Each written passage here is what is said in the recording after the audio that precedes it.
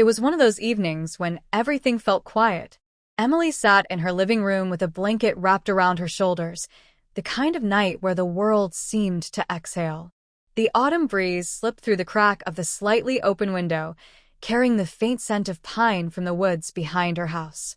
She tucked her legs under her and sipped the last of her tea, the steam curling in the lamplight. Life had been slow lately.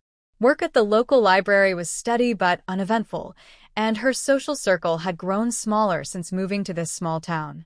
For Emily, nights like this were usually uneventful, and she had expected nothing more than to read a few chapters of her book and fall asleep early. But then came the knock. It wasn't loud, not hurried, not threatening. It was a gentle rap, almost hesitant, like someone unsure if they should even be there. Emily froze. At first, she thought maybe she imagined it, but then it came again. 3 soft knocks. She glanced at the clock. It was past 9 in the evening, not the time when neighbors usually visited.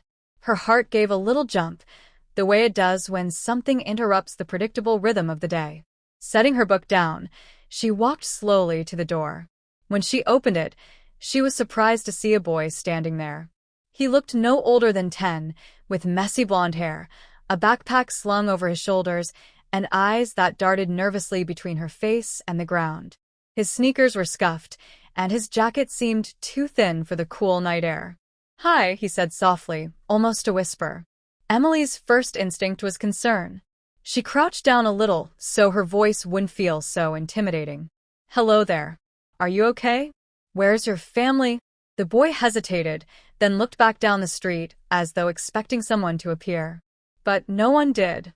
He swallowed hard and finally said, "I didn't know where else to go." The words tugged at something inside Emily. She knew that tone, the way fear and exhaustion mix in a child's voice.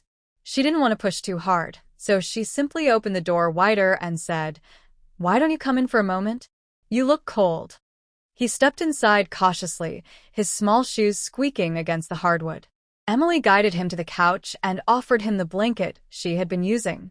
She went to the kitchen and warmed some milk on the stove, adding cocoa powder the way her grandmother used to make it. When she brought the mug back to the living room, the boy's eyes lit up, just a flicker, but enough to remind her that beneath the nervousness was still a child who deserved warmth and safety. They sat in silence for a few minutes, him sipping cocoa, her waiting patiently. Finally, she asked his name. "Tyler," he said quietly. "Well, Tyler," she replied gently, "my name is Emily. You don't have to tell me anything you don't want to, but I'd like to help." "Did something happen?" Tyler clutched the mug tightly. His small hands shook slightly, but the warmth seemed to steady him. I was walking home from a friend's house, but I think I took a wrong turn. And then I didn't know where I was anymore. I got scared." Emily nodded slowly, relief and worry mixing in her chest. It wasn't the darkest story she feared, but still serious. She asked for his parents' number, but Tyler shook his head. "I don't know it by heart," he admitted. "It's in my mom's phone, but I don't have mine." That left Emily with a decision. She didn't want to frighten him further, but she knew the right thing was to call the local authorities so his family could be contacted. She excused herself for a moment, stepped into the kitchen, and made the call. She explained the situation, gave her address, and was told an officer would arrive shortly. Returning to the living room, Emily saw that Tyler had set down the mug and was tracing patterns on the blanket with his finger. She sat beside him and said, "Someone will come to help soon. You're safe here until then." Tyler looked up at her with wide eyes. "Thank you for opening the door. I didn't know if anyone would." The words hit Emily harder than she expected. She thought about all the times people avoided getting involved, turned away from someone in need, or ignored a knock they didn't expect. She was glad she hadn't been one of those people tonight. They talked a little more. Tyler told her about his favorite video game, about how his mom made the best pancakes, and about how he loved soccer but wasn't the fastest runner. Emily listened, smiling, nodding, keeping him comfortable. It reminded her of her younger brother when he was that age, how a little kindness made the world feel safer. When the knock finally came again, this time firm and official, Emily rose to answer. Standing at the door was a local officer and a couple from down the street, neighbors she had only waved to before. Behind them was a woman, breathless, tears streaking her face. "Mom," Tyler cried, running to her. The reunion was emotional, the mother pulling her son into her arms, sobbing with relief. She thanked Emily over and over, her voice shaking. The officer also expressed gratitude, noting that not everyone would have opened the door.